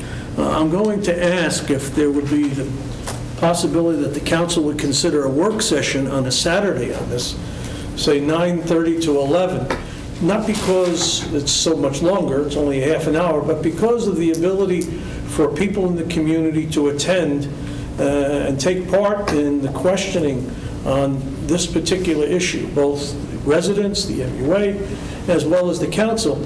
To me, it's a very, very important item, and I think it's something where as many people as possible should be encouraged to attend. Now, if we have this Saturday event, this work session, and nobody comes, at least then at that particular point, we can make the issue public again about having it at a meeting prior to a regularly scheduled council meetings. I would ask the board, the council, to schedule a work session, and I would hope members would support that particular request. I would think the soonest would be not this Saturday, but the following Saturday, if that would be members of the council and staff were available. If I might, representatives from Remington and Vernon need to attend. Yep. If they were to come on a Saturday, we may have to pay them. For $10,000, and the time that it has taken them. This is not my argument. No, I understand. I'm just letting you know, they were given a couple dates to come to a council meeting to make a presentation. Their dates were the 13th and the 27th. Right. The 27th of March, the mayor's away. So my call to you was to find out whether or not... You're absolutely right. Right. If we could do a special presentation starting possibly at 6 p.m., we could have it, we could ask the Service Electric to come and video it. I did even ask the mayor, you know, it's possible if the presentation were put up on the board, on our website, the entire report, if there's somebody that's that interested, they could possibly submit some questions ahead of time, just like the Board of Ed did with their forum, and possibly they could attend if it's that important. If we have it at 6 o'clock, we're not rushing anybody. We could give it, you know, an hour up to an hour and a half of a presentation. So having it before a council meeting at an earlier time, like I said, it was for them to come up.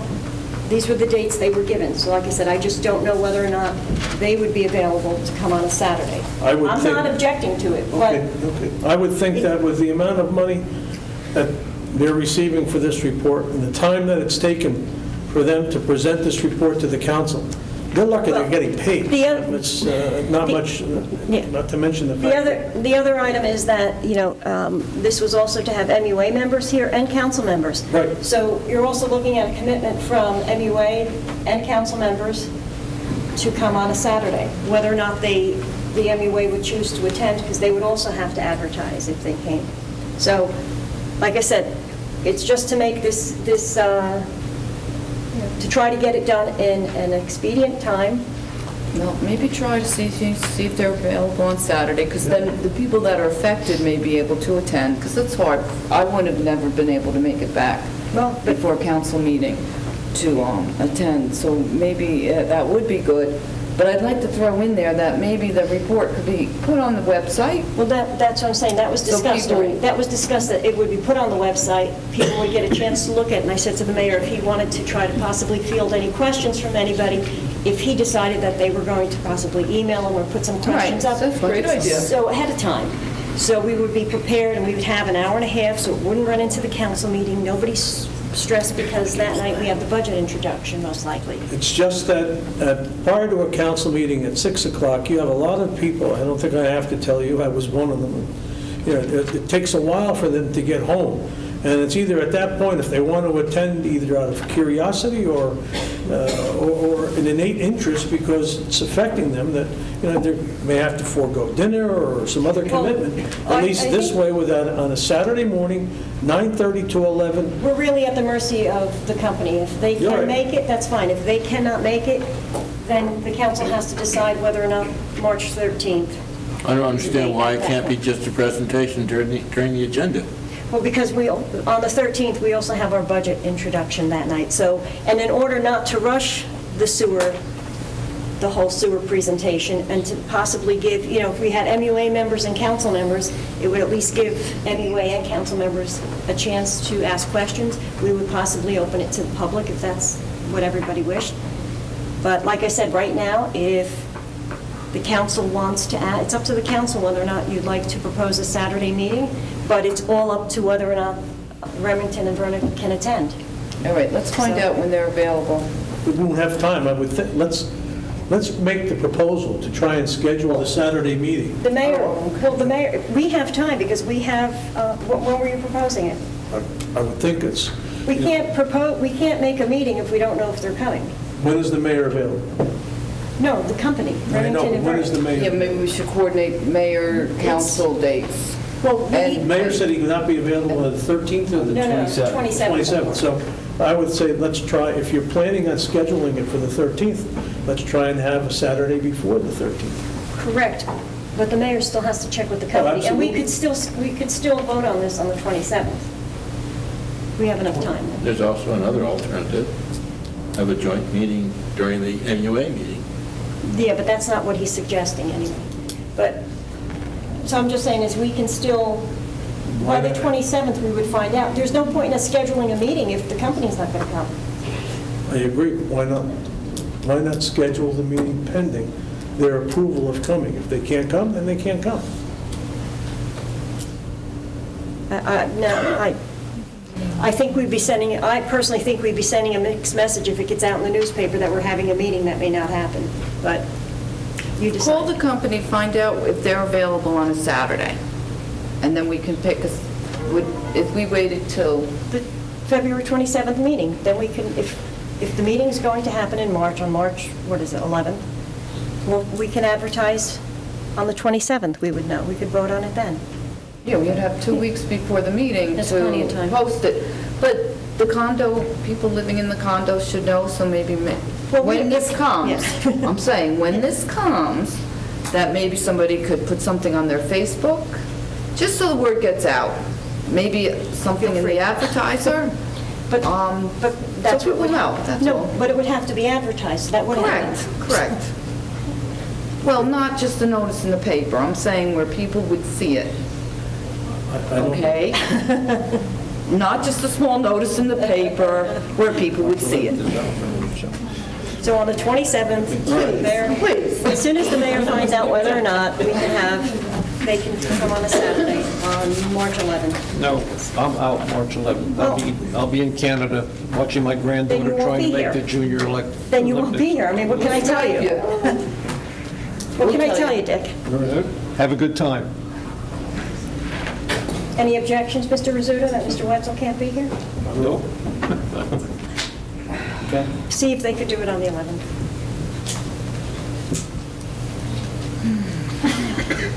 Sandy, Why don't we start with Mr. Kadish?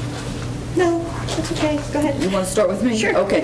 So, and I just read this briefly in the Herald about the electric co-op with JCP&L. So I was wondering if anybody knew anything further.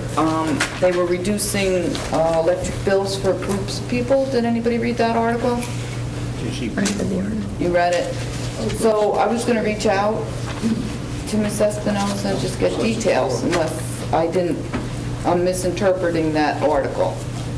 Yay? Anybody read that? No? Good. Anybody could offer input? Okay. Did you read it? Yes, you read it, right? So anyway, okay, so I'll look into that. It was reducing electric bills. We are looking into having a company check on it, do an audit for us, and find out at no cost to us what rates would be quoted by other vendors instead of JCP&L. Okay. JC Yeah, these are like two different, yes, For the but Township electric, not for the... public, right, Right. yeah, two different groups, yes. Okay, great, well, that's good to know. Thank you. So that was one thing. Second thing is, when I was trying to look at capital expenses, and compare them from what's in our draft budget this year versus last year. You worked on that capital expense report, Elka did, and did a very nice job. The only thing I'd like to see going forward when we do the next bond is to bring all the items out in the bond. So if we don't spend for that bond, so let me try to illustrate with an example. So if we bonded for a car, we list the car and leave the balance, leave it as zero. We didn't pay for it yet with that bond money. And then when we pay for it, plug it in. Because what was happening is I went back, I looked at our sheet that you did, but there's a lot of things in there that we bonded for, but it's not on that sheet. So to refresh my memory, I had to go back to the original bond. Am I making sense? Sort of. Pardon me? Sort of. I think I know where you're trying to get with it. Yeah, so we're listing for A, B, C, and D items. They're on that sheet, regardless whether we spent the money or not. Then when we spend the money, plug it in there.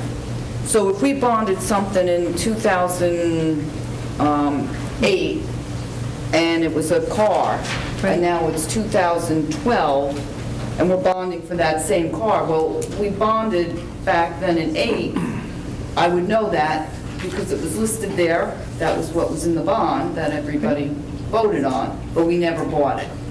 So I guess that's what I'm trying to illustrate. So you want me to show the ordinance number, what was the items that are in it, and then once it's paid, put the amount in that we paid for it? Right, just like you're doing now, Right. but list all the items, so we Okay. can just track the items. That's all. Okay. Because when I wanted to go back and look at what we bonded for last year, I had to go right to the bond. Okay, I'll look back at my spreadsheet today. And going forward, not complete what you've done already. Right. Okay. Thank you very much, because that's a very helpful document. And people can follow the bond money, and I think that's great. So thank you. So my last comment is, and again, I'm sorry that this had to be brought up in the public. Michelle, I apologize, but you were issued the rice notice, so you wanted it discussed. You do a great job. Everybody came here and spoke. I think I just said this a little while ago. However, and that's great, and we expect that from everybody. So we expect everybody to be performing at the top level, or I do, anyway. And I just feel an education in recreation, some kind of education or background in marketing, community development, but a formal education. And these are the principles that I stand with. I know you're saying now that with this audit, but it's really important to me, and I think people in department heads should have a certification at the very least, but a college education in the department area that they're leading in. And I'm very happy that everybody spoke on that high level. But I expect that from everybody. So thank you, and I'm sorry. And I am so sorry that, again, we're 5 people with individual opinions. You've asked us to vote, and I think we should be respected. I didn't care for all this banter on Facebook, and I don't think that was appropriate. And I'm sorry that it went that way. And to me, it turned into a circus, and I didn't want to see that. If I could comment, Facebook is the way I communicate with my supporters, and I'm not giving up my First Amendment rights. I will do it whenever I want, and I will speak the truth on Facebook, as well as other means. Mr. Mayor, we just had Vic here on his Vic Vibes doing the same thing. We've just now traded it. And you know what? I'm not angry. I'm just disappointed. Let's put it that way. I'm just disappointed. And I'll leave it at that. Thought we had more respect for each other. Do you have any other comments? No, I don't. That's it. Councilman Kalish? Do you have any comments? I really have already said what I was going to say, but I maintain that the mayor, under this form of government, has the right to fill his department heads. And I think it was inappropriate to question the job description and everything else, because it's the mayor's prerogative. But the law allows us to Okay, vote it's on not a it. discussion. No, No, I It's don't not- think- no, I can it's- make my I know, First I know, Amendment but rights, didn't we just discuss this? No, it's a council comment. Yes, you're right, It's a you're right. council I comment. apologize, Let's not go. I think the voting on it is a matter of protocol, that's all. I mean, not protocol, it's a formality. But I have to go back and read our ordinance and make sure that I'm correct. Anything else? No, I have a headache. Yeah, aspirin. I'd like to bring it to everyone's attention that on March 22nd, the Board of Freeholders will have their meeting here at Vernon Township at 7 p.m. So the public is invited. So just mark your calendars, and that's March 22nd, 7 p.m. They're taking their meetings to the road. I think they're doing 4 of them this year, and Vernon's the first one. So, should be good. The council members all received an email, I believe, from a group, and it said, "Help Stop Animal Cruelty." And I haven't really looked into the ordinances because it looks a little extreme to me, but I'd just like to know, have any council members looked into this? To see whether or not there could be something to it. I'm sure that they gave us a list of many municipalities that have passed ordinances and/or resolutions. So I'm just wondering if is this something the council, I'd be interested in looking into this to see I'd like if we to could do explore it, something. Puppy mills. Yes? Yeah, the puppy mills. Yes. But I yes, think it's because pet shops, too. You can't sell at it's- pet stores. Lord, Yeah, it has to do with read selling that, in correct? pet shops, and so, maybe this is something that, Tom Malero could give us some insight on, so. I as you agree. mentioned. I agree. Yeah, I think it's banning the sale of animals in pet shops. Yes, but it's just, like I said, what did you do? No, nothing. I want to make sure I didn't do it. Okay. Have you had any experience? With the puppy mills? I have not. Well, that's good. Maybe we could bring copies to the next meeting. Well, Make sure we read them and bring copies. Mr. Malero, possibly maybe if you could, or you or Chuck, ask him if he's had any information on this? Sure. Because that would be helpful, if he could help guide us, it would be good. Because I think He'll be at our next meeting for his he'll be at our budget. next meeting, yeah. He'll be at the next budget, but, we only have one pet shop in town, but it's good to know. And then the last thing I wanted to bring to the attention of everyone is this past week's, past Sunday's Herald. I went and I counted the foreclosures.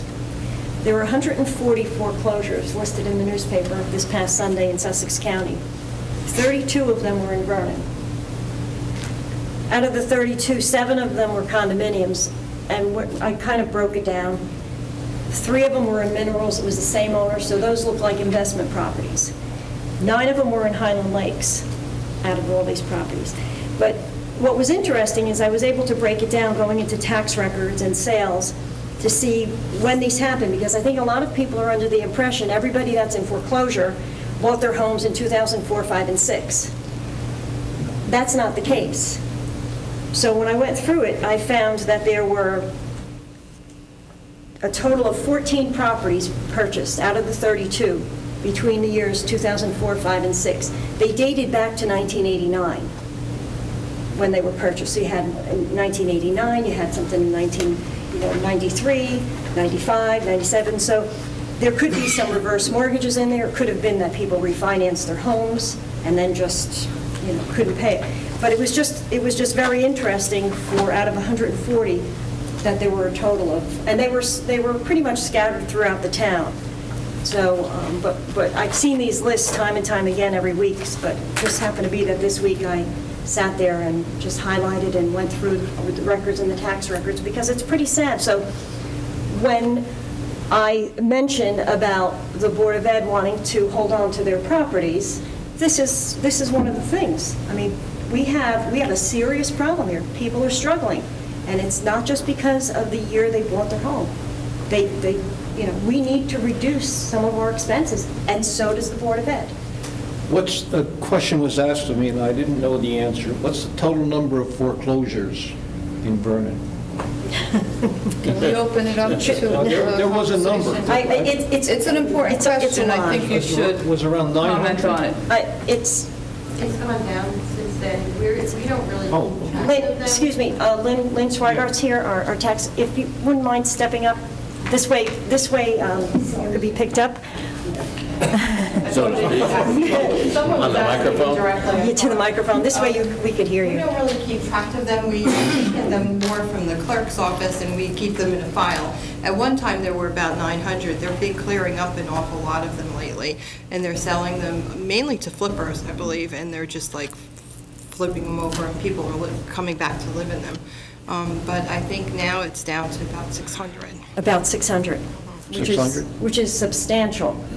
It's still substantial, but the numbers are coming down from where they were before.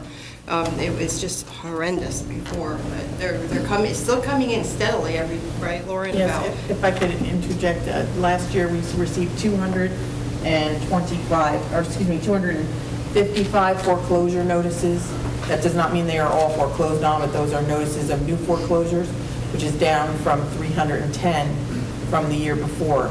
But in 2014, the number actually had doubled, so we only were getting about 75 to 100, and we went up to, or 150, went up to over 300 in 2014. Yeah, I think the banks are finally foreclosing on all of them and just getting them out. They had a problem getting people out of the houses a lot of times, which took a long time, and plus they couldn't find some people because they bought a house in another state, so they have to be able to close it out. And they've just taken a long time, but it seems like they're clearing up a little bit now.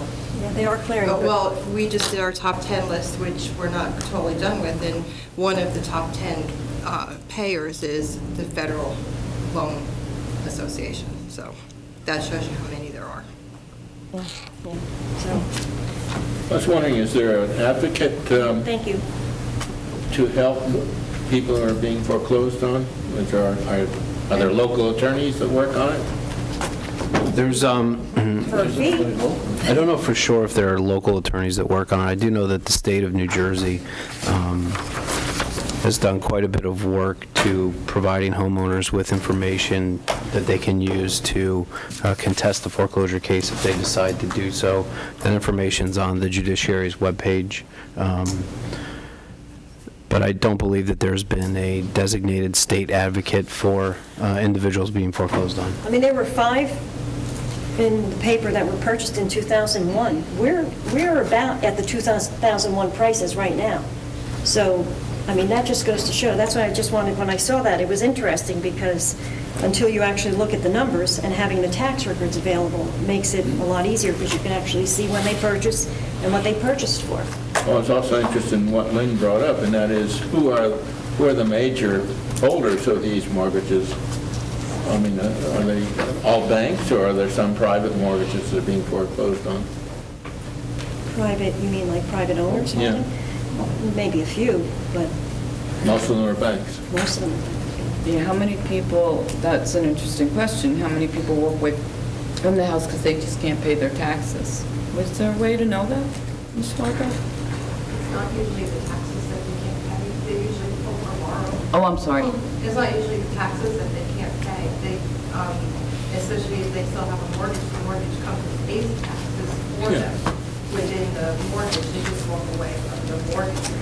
Yeah, but is If there they- any homeowners that just walk away because they can't afford their taxes? No, that's not what she's saying. There's no way to know that. There's no way to know that. Right, if they owned their home, and if they owned it free and clear and couldn't pay their taxes, well, then they could sell their They home. would sell, but I'm wondering, do people just walk away? That's Well, that would, asking. yeah, if they only owed it for taxes, I mean, I guess it's So always is it back possible, but that tax? would be that they really didn't property's ask not for any worth that help. much? No, they didn't ask for any help. You know, because, I mean, even if your taxes are $10,000 a year and you don't owe anything on your home, why would you walk away from it? Because you couldn't pay your taxes, you'd sell it. Yeah, that's So. Can I have a motion to adjourn? Motion. Second? All in favor? Aye.